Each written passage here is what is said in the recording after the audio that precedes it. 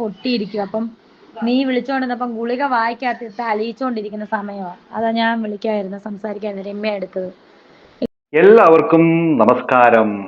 അപ്പോൾ ഞാൻ കഴിഞ്ഞ ഒരു വീഡിയോ ചെയ്തിരുന്നു. കിച്ചു ഈ പറയുന്ന അവന്റെ അച്ഛനെ ഭിത്തിയെ കയറ്റി വെച്ച് ഇടിച്ച് കണ്ണ് തള്ളിച്ച ആ ഒരു കാര്യം ഞാൻ കഴിഞ്ഞ വീഡിയോയിലൂടെ പറഞ്ഞിരുന്നു.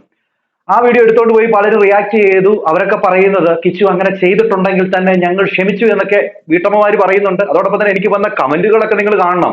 ഞെട്ടിക്കുന്ന കമന്റുകളാണ്. അത് കാരണം എന്ന് വെച്ച് കഴിഞ്ഞാൽ അവന്റെ അറിവില്ലായ്മയിൽ ചെയ്തു പോയെന്നൊക്കെയാ പറയുന്നത്. സാധാരണ 18 വയസ്സും 19 വയസ്സും 20 വയസ്സും 21 വയസ്സും ഒക്കെ അറിവില്ലായ്മയാണോ എന്ന് എനിക്ക് അറിയത്തില്ല. ആ അറിവില്ലായ്മ പ്രായത്തിൽ ചെയ്തു എന്നാണ് അവർ പറയുന്നത്. പിന്നെ വേറൊരു കമന്റ് എന്റെ ശ്രദ്ധയിൽപ്പെട്ടത്, അവനിപ്പം ആരെയെങ്കിലും കൊന്നാൽ പോലും ഞങ്ങൾ അവനെ ചേർത്ത് പിടിക്കുമെന്നാ പറയുന്നത്. കാര്യം എന്ന് വെച്ച് കഴിഞ്ഞാൽ അവൻ കഞ്ചാവൊക്കെ അടിച്ച് അങ്ങനെ വല്ലതും ചെയ്തിട്ടുണ്ടാവാം. അതൊക്കെ ഞങ്ങളങ്ങ് സഹിച്ചു. ഞങ്ങൾ എന്താ പറയുന്നത്, അവൻ അമ്മയില്ല, അതോടൊപ്പം തന്നെ ആരില്ല, അവന് വളർത്ത അമ്മയില്ല, അവനെ നല്ലപോലെ നോക്കിയില്ല, അതുകൊണ്ടൊക്കെയാണ് അവൻ ഇത് ചെയ്തതെന്നാ പറയുന്നത്. അപ്പൊ ഇതിന്റെ കൂടെ ഞാനൊരു ചെറിയൊരു ചോദ്യം കൂടെ അങ്ങോട്ട് ചോദിച്ചു വെക്കുക. നാളെ ഒരുത്തൻ ഇപ്പം തൂഫാന്റെ ഭാഗമായിട്ട് കുറെ പേരെയൊക്കെ പിടിക്കുന്നുണ്ട് ഈ കഞ്ചാവും കാര്യവും ഒക്കെ ഉപയോഗിക്കുന്നത് കൊണ്ട്.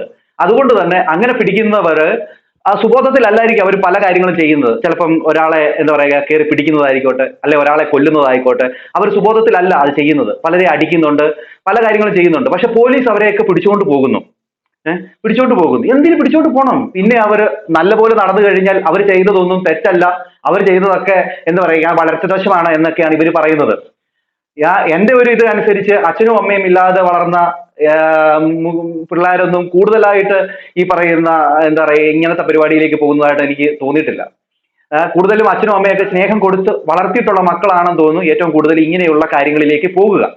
അത് എന്റെ തെറ്റാണെങ്കിൽ നിങ്ങൾക്ക് അത് തിരുത്തി തരാം. പിന്നെ എന്നെ തിരുത്താൻ വരുന്നവരൊക്കെ എങ്ങനെയുള്ള ടീമാണെന്നൊക്കെ എനിക്ക് മനസ്സിലാവുന്നുണ്ട്. കാരണം ഞാൻ ഇവരെ ഈ പറയുന്ന രേണുവിന്റെ ഈ അവസ്ഥയിൽ ഞാൻ രേണുവിനെ കുറ്റപ്പെടുത്താതെ ഇരിക്കുന്നതാണ് പലർക്കും ഇഷ്ടപ്പെടാത്തത്. അതുകൊണ്ട് തന്നെ ഞാൻ മറുകണ്ഠം ചാടി നിലപാടില്ലാത്തവനാണ്, 4 നേരം 4 നിലപാട് എന്ന രീതിയിലൊക്കെ പറഞ്ഞുകൊണ്ട് നടക്കുന്ന കുറെ പേരുണ്ട്. പിന്നെ പറയുന്നുണ്ട് ഞാൻ കുടുംബശ്രീയാണ്, കുടുംബശ്രീ എന്ന് പലരും പറയുന്നുണ്ട്.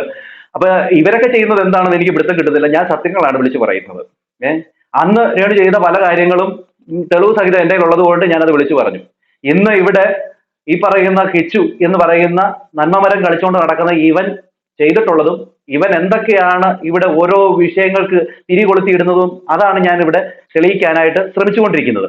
ഓക്കെ, എന്താണെന്ന് വെച്ചാൽ കാര്യത്തിലേക്ക് വരാം. ഓക്കെ, കഴിഞ്ഞ ദിവസങ്ങളിൽ ഞാൻ വീഡിയോ ഇട്ട സമയത്തൊക്കെ അതിന്റെ താഴെ വന്ന് കമന്റുകൾ എന്ന് വെച്ച് കഴിഞ്ഞാല് ഈ പറയുന്ന കിച്ചു അവരുടെ വീട്ടിൽ പോകാത്തത് ഈ പറയുന്ന രമ്യ ഫോൺ കൊടുത്തിട്ടില്ല, രേണുവിനോട് സംസാരിച്ചിട്ടില്ല, ഇവിടെ കളിക്കുന്നത് മൊത്തം ഈ സിസ്റ്റർ ആണ് എന്ന രീതിയിലൊക്കെയാണ് പറഞ്ഞു വെക്കുന്നതൊക്കെ. ഇവിടെ പറഞ്ഞു വെക്കുന്നത് ഈ രമ്യയെ കിച്ചു വിളിച്ചിരുന്നു. പക്ഷെ ഈ പറയുന്ന രേണുവിന്റെ സിസ്റ്റർ ആരെ അറിയിച്ചില്ല, രേണുവിനെ അറിയിച്ചില്ല. അതുമല്ല അവിടെ ചെല്ലാൻ വേണ്ടി പോകാൻ തുടങ്ങിയ ഈ ഇവനെ തടഞ്ഞു എന്ന രീതിയിലൊക്കെയാണ് പറഞ്ഞു വെക്കുന്നത്. ഞാൻ കഴിഞ്ഞ വീഡിയോയിൽ പറഞ്ഞ പോലെ തന്നെ കുറച്ചെങ്കിലും സ്നേഹമുള്ളവർക്ക് ഈ പറയുന്ന രേണുവിനെ പോയി ഒന്ന് കാണാം. ഈ പറയുന്ന കിച്ചു എന്ന് പറയുന്ന മകൻ പലപ്പോഴും അമ്മയെന്ന് വിളിച്ചിട്ടുള്ള ഒരാളാണ്. അത് മാത്രവുമല്ല ഒരു നേരമെങ്കിലും ആ തള്ള എന്തെങ്കിലും വെച്ചൊന്ന് കൊടുത്തിട്ടുണ്ടാവുമല്ലോ ഈ രേണു. ആ അവസ്ഥയിൽ പോകാത്തതിനെ കുറിച്ച് പറഞ്ഞപ്പോഴാണ് ഈ ഒരു കാര്യം പറയുന്നത്. എന്ത്, അതായത് സായി പറഞ്ഞല്ലോ, മറ്റു പലരും പറഞ്ഞല്ലോ എന്നുള്ളത്. ഓക്കെ, എന്താണ് സായി പറഞ്ഞത് എന്നുള്ളത് ആദ്യം ഒന്ന് കേട്ടു നോക്ക്. അത് കഴിഞ്ഞതിന് ശേഷം വേറെ എന്തെന്നാ പുട്ടും പഴവോ എന്ന് പറഞ്ഞൊരു ചാനലുകാർ ഇപ്പൊ കൊണ്ടു നടക്കുന്നുണ്ടല്ലോ, അവര് പറഞ്ഞൊരു കാര്യമുണ്ട്.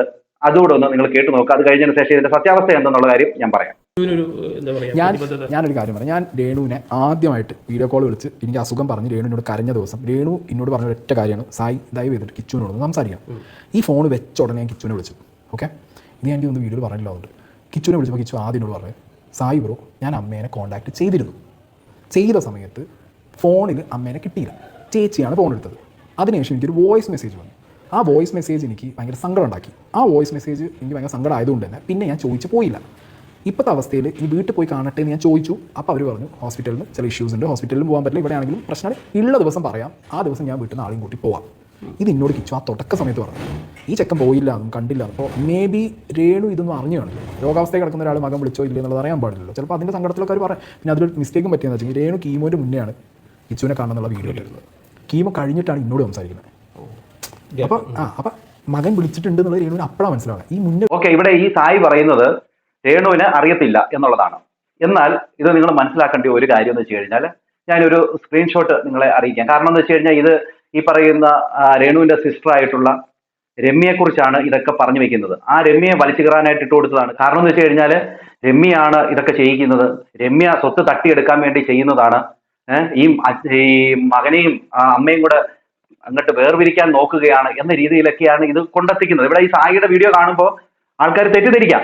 കാരണം രേണു അത് അറിഞ്ഞിട്ടില്ല, ചേച്ചിയോട് ഫോൺ വിളിച്ച് പറഞ്ഞു പക്ഷെ അറിഞ്ഞിട്ടില്ല എന്നൊക്കെ പറയുമ്പോൾ അത് തെറ്റിദ്ധാരണ ഉണ്ടാകും. അത് മാത്രവുമല്ല, വേറൊരു വീഡിയോ ഉണ്ട്, ആ വീഡിയോ ഒന്ന് കണ്ടു നോക്കി. അതിൽ ഈ പറയുന്ന കിച്ചുവിനെ ഇപ്പൊ പൊക്കിക്കൊണ്ട് നടക്കുന്ന ഒരു ടീമാണ്. ഓക്കെ, അവരുടെ വീഡിയോയിൽ അവർ പറയുന്ന കാര്യം ഒന്ന് കേട്ടു നോക്കി. നമ്മൾ ആദ്യം കാണുന്നത് ഈ സോഷ്യൽ മീഡിയയിൽ പോസ്റ്റാണ്. ഈ രേണുവിന് ക്യാൻസർ എന്ന് പറഞ്ഞ റീലോ പോസ്റ്റോ അങ്ങനെ എന്തോ ആണ്. ഞങ്ങൾ അത് കണ്ടായിരുന്നു. ഈ പോസ്റ്റും റീൽ കണ്ട വഴിക്ക് തന്നെ ഈ കിച്ചു വേറെ ആരോ സജഷനും പറയെ പിടിക്കുക ചോദിച്ചു ആരും മോനെ നീ അമ്മനെ പോയി കാണാൻ അതൊന്നും അവന്റെ ആവശ്യമില്ല. ഇത് കണ്ട വഴിക്ക് അവൻ ഈ പറയുന്ന രേണുവിടെ ഫോം വിളിച്ചിട്ടുണ്ട്. നിങ്ങൾക്ക് ആർക്കെങ്കിലും അറിയോ? അത് നിങ്ങൾ ആരെങ്കിലും അറിഞ്ഞിട്ടുണ്ട്? അത് നിൽക്കുന്നത് രേണുവിന്റെ ഫോം വിളിച്ചു. എടുത്തത് രേണുവിന്റെ സിസ്റ്ററാണ് ചേച്ചി. അപ്പൊ ഫോം വിളിച്ച് എടുത്തിട്ട് പറഞ്ഞു. പിന്നെ ഇവൻ പറഞ്ഞു അമ്മോട് സംസാരിക്കണം. അമ്മോട് സംസാരിക്കുമ്പോൾ പറ്റിയാന്ന് അവർ പറഞ്ഞു. അപ്പൊ പറഞ്ഞു പറ്റില്ല, എനിക്ക് അമ്മോട് സംസാരിക്കുന്നു പറഞ്ഞപ്പോ പറ്റിയാന്ന് അവർ പറഞ്ഞു. അവർ ഫോം കൊടുത്തില്ല എന്ന് പറഞ്ഞു. ഇത് രേണു എവിടെയെങ്കിലും പറഞ്ഞോ? അന്ന് വയ്യാണ്ട് അവശ്യമായിട്ട് വയ്യ എന്നെ കാണേണ്ടവര് വന്നില്ല, കിച്ചു എന്നെ വളർത്തി 13 വയസ്സ് തൊട്ട് ഉണ്ടാക്കിയിട്ട് വന്നില്ല, ഈ വിളിച്ചിട്ട് ഫോൺ കൊടുത്തില്ല, ഞാൻ സംസാരിച്ചില്ല എന്ന് പറഞ്ഞു. ആ സമയത്ത് വേറെ മീഡിയക്കാർ അവിടെ സ്ഥിരം നിൽക്കുന്നുണ്ട്. വേറെ ഒരുപാട് പേര് അവരൊക്കെ കയറ്റാനും വീഡിയോ എടുപ്പിക്കാനും ഒന്നും ഒരു മറ്റേ പറയുക ഇൻഫെക്ഷനും കാര്യങ്ങളും ഈ ക്ലാവ് അവിടെ ഇവിടെ വരെ വന്നിട്ട് രണ്ടാമതും ആൾക്കാർ ഓരോന്നൊക്കെ പറയാൻ പിടിക്കുകയൊക്കെ ചെയ്ത് എന്തൊക്കെയാണെങ്കിലും അവരൊക്കെ അവൻ അന്ന് കോൾ ചെയ്തിട്ട് അവർ കൊടുത്തില്ല, അവൻ സംസാരിക്കണം പറഞ്ഞിട്ട് സമ്മതിച്ചില്ല. അതെ, ഓക്കെ, ഇവിടെ കേട്ടല്ലോ നിങ്ങൾ ഈ പറയുന്ന കിച്ചു ഫോണിൽ സംസാരിക്കാനായിട്ട് പറഞ്ഞപ്പോൾ കൊടുത്തില്ല എന്നുള്ളതാണ് ഇവര് ഇതിന്റെ അകത്തൂടെ പറഞ്ഞു വെക്കുന്നത്. അതായത് കുറ്റം മൊത്തം ആർക്കാണ്? ചേച്ചിക്കാണ്. ചേച്ചിയുടെ കുറ്റമായിട്ടാണ് ഇവർ പറയുന്നത്. ഓക്കെ, പിന്നെ പലരും പറഞ്ഞു കേട്ടു ചേച്ചി ഇപ്പോൾ പിന്നെന്താ പറയുക ജോലിയൊക്കെ കളഞ്ഞ് അവരെ നോക്കുന്നുണ്ടെങ്കിൽ അവർ ആ വീട്ടിൽ നിൽക്കുന്നത് കൊണ്ട് അവരുടെ കർത്തവ്യമാണെന്നൊക്കെയാണ് പറയുന്നത്. ഓക്കെ, എല്ലാ സിസ്റ്റർമാരും അങ്ങനെ ചെയ്യുമോ എന്ന് എനിക്കറിയത്തില്ല. എന്തായാലും നോക്കാം. കാരണം അവർ വേറെ വീട്ടിലാണ് താമസിക്കുന്നത്. ആ വീട്ടിൽ താമസിക്കുന്ന അവർ ഇവിടെ വന്ന് ഈ പറയുന്ന രേണുവിനെ നോക്കണമെങ്കിൽ അവർക്ക് അതുപോലെ അവരോട് സ്നേഹമുള്ളത് കൊണ്ടാണ്. അപ്പൊ അങ്ങനെ ഇരിക്കുമ്പോൾ രേണുവിനെയും ഈ പറയുന്ന കിച്ചുവിനെയും വേർപിരിക്കാൻ വേണ്ടി ഈ പറയുന്ന രമ്യ കളിച്ചു എന്ന് പറയുമ്പോൾ അത് സത്യമുള്ള കാര്യമൊന്നുമല്ല. ഓക്കെ, ഇതിന്റെ തെളിവുകൾ ഞാനൊന്ന് വെച്ച് തരാം നിങ്ങൾക്ക്. തെളിവുകൾ ഇതാണ്. ഈ സംഭവം നടക്കുന്നത് മെയിൻ സ്ട്രീം 1 എന്ന് പറയുന്ന ചാനലിൽ രേണു വെളിപ്പെടുത്തിയിരുന്നു രേണുവിന് ക്യാൻസർ ആണ് എന്നുള്ള കാര്യം. ആ ഇന്റർവ്യൂ വരുന്നത് 13 ജൂൺ മാസത്തിലാണ് ആ ഒരു ഇന്റർവ്യൂ വരുന്നത്. ഈ ഇന്റർവ്യൂ കഴിഞ്ഞതിന് ശേഷം കിച്ചു വിളിക്കുന്നു, അത് സത്യം തന്നെയാണ്. ഓക്കെ, ആ സമയത്ത് ഈ പറയുന്ന രമ്യയാണ് ഫോൺ എടുക്കുന്നത്. രമ്യ എടുത്തതിന് ശേഷം ഈ കിച്ചുവിനോട് പറയുന്നു രേണുവിന്റെ വാ മൊത്തം പൊട്ടിയിരിക്കുകയാണ്, ഒരു മരുന്ന് മേടിച്ച് ഒരു ടാബ്ലറ്റ് പോലത്തെ അത് വായിലിട്ട് ചവച്ച് തിന്നുകൊണ്ടിരിക്കുകയാണ്, അതുകൊണ്ട് രേണുവിന് ഇപ്പൊ സംസാരിക്കാൻ പറ്റത്തില്ല എന്നുള്ള കാര്യം പറയുന്നു. രേണുവിന് ഈ കാര്യം ലൗഡ് സ്പീക്കറിലിട്ട് ഈ പറയുന്ന രമ്യ കേൾപ്പിച്ചു കൊടുക്കുന്നുമുണ്ട്. അത് കഴിഞ്ഞതിന് ശേഷം അപ്പൊ ഈ പറയുന്ന കിച്ചു പറയുന്നുണ്ട് ചേച്ചിക്ക് അയച്ചു കൊടുത്ത പോലത്തെ ഒരു വോയിസ് എനിക്ക് അയച്ചു തരാമോ എന്നുള്ള കാര്യം പറയുമ്പോൾ ഈ പറയുന്ന രേണു കിച്ചുവിന് അന്ന് തന്നെ ഒരു വോയിസ് അയച്ചു കൊടുത്തിരുന്നു. ആ വോയിസ് നിങ്ങളൊന്ന് കേട്ടു നോക്ക്. ഓക്കെ, ഒന്നും അറിയാതെ എന്തൊക്കെയോ വിളിച്ച് നിങ്ങൾ സോഷ്യൽ മീഡിയയിൽ പറഞ്ഞ് ഈ പറയുന്ന രേണുവിന്റെ സിസ്റ്ററിനെ ഇങ്ങനെ കടന്ന് കുറ്റപ്പെടുത്തരുത്. അവരെന്തോ ഇവരെ തമ്മിൽ കൂട്ടിയോജിപ്പിക്കാൻ ഇഷ്ടപ്പെടുന്നില്ല, സ്വത്ത് മൊത്തം അടിച്ചു മാറ്റാനായിട്ട് ശ്രമിക്കുന്നത് എന്ന രീതിയിലൊക്കെ സോഷ്യൽ മീഡിയയിൽ കടന്ന് പറയുന്നത് നല്ല കാര്യമൊന്നുമല്ല. എന്തായാലും രേണു അന്ന് അവർക്ക് അയച്ച വോയിസ് ഒന്ന് കേട്ടു നോക്കുക. ആർക്ക് അയച്ചത്? ഈ പറയുന്ന കിച്ചുവിന് അയച്ചത്. കിച്ചു എന്റെ വാ പൊട്ടിയിരിക്കുവാടാ. ഞാൻ എടുത്ത് മെസ്സേജ് അയച്ചായിരുന്നു. എടുത്ത് കുറെ ഇങ്ങോട്ട് വിളിച്ചോണ്ട് ഞാൻ മെസ്സേജ് അയച്ചതാ വോയിസ്.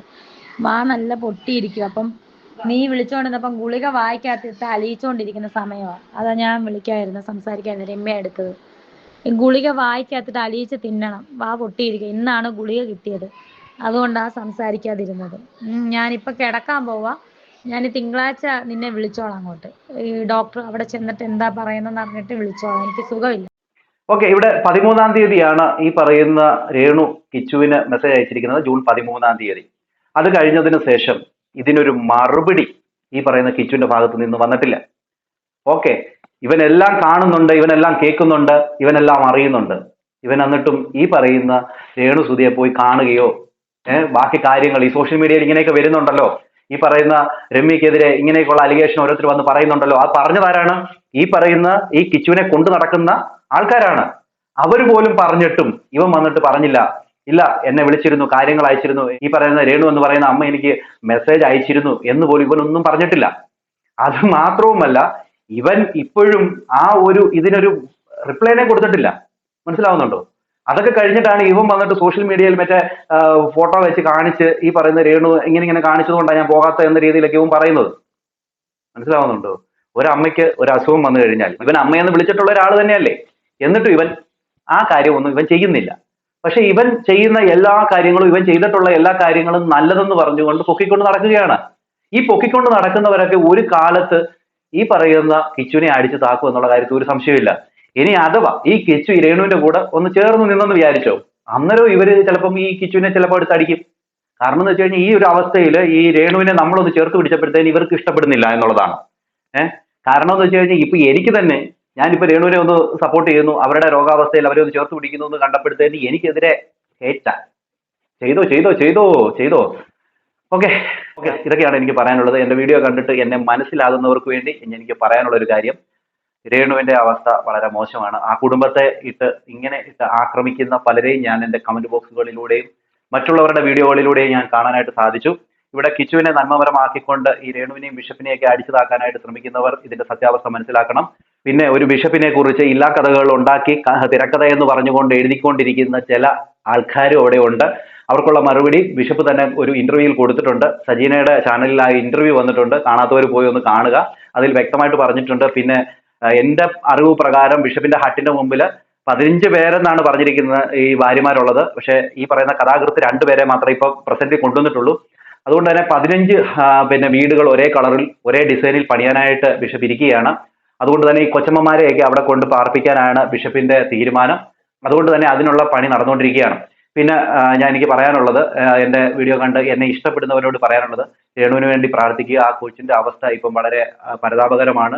വളരെ ക്രിട്ടിക്കൽ സ്റ്റേജിലൂടെയാണ് കൊച്ചു കടന്നു പോകുന്നത്. നിങ്ങളുടെ ഓരോരുത്തരുടെയും പ്രാർത്ഥന അതിനാവശ്യമുണ്ട് എന്ന് ഞാൻ ഓർപ്പിക്കുകയാണ്.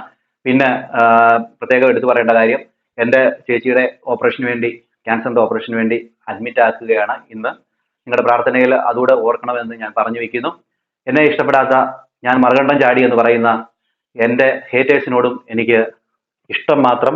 അടുത്തൊരു വീഡിയോ കാണാം. അതുവരേക്കും എല്ലാവർക്കും